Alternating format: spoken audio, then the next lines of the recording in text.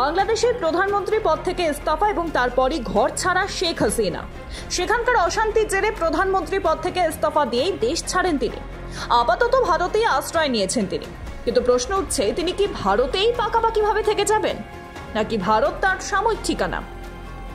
শোনা যাচ্ছে দিন কয়েকের মধ্যেই তিনি অন্য দেশে দেবেন পাড়ি, যদিও ঠিক কোথায় যাবেন তা নিয়ে চলছে জল্পনা। কারণ একের পর এক দেশ তার মুখের উপর দরজা বন্ধ করে দিচ্ছে, ফলে কে তাকে আশ্রয় দেবে তাই এখন সব থেকে বড় প্রশ্ন হয়ে দাঁড়িয়েছে। 5ই আগস্ট যেদিন তিনি বাংলাদেশ ছেড়েছিলেন সেদিনই শোনা গিয়েছিল এবার তার গন্তব্য হতে পারে লন্ডন, কিন্তু ব্রিটেন সরকার এখনই তাকে আশ্রয় দিতে একেবারেই রাজি নয়। বরং বাংলাদেশে বিগত কয়েক সপ্তাহ ধরে আন্দোলনকে কেন্দ্র করে যে হত্যালীলা চলছে তা রাষ্ট্রপুঞ্জের তত্ত্বাবধানে তদন্তের দাবি করেছে ব্রিটেন সরকার। যদিও লন্ডনে যাওয়ার জন্য কিছুটা গো ধরেই বসে রয়েছেন হাসিনা।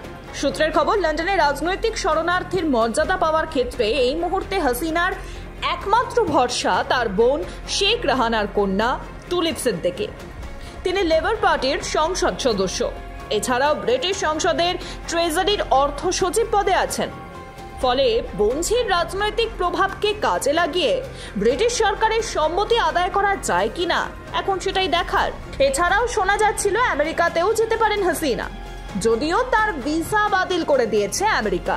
ফলে তিনি ঠিক কোথায় যাবেন তা এখনো স্পষ্ট নয়। সূত্রের খবর, হাসিনার ভারতে থাকার সময়সীমা হয়তো বাড়তে পারে।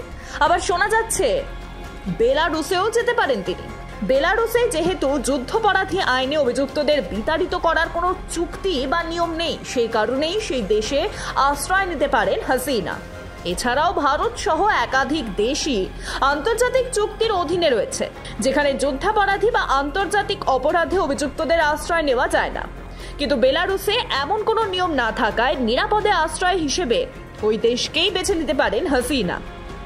এরই পাশাপাশি উঠে আসছে সংযুক্ত আরব অমিরশাহী, বেলজিয়াম, ফিনল্যান্ড এবং রাশিয়ার নামও।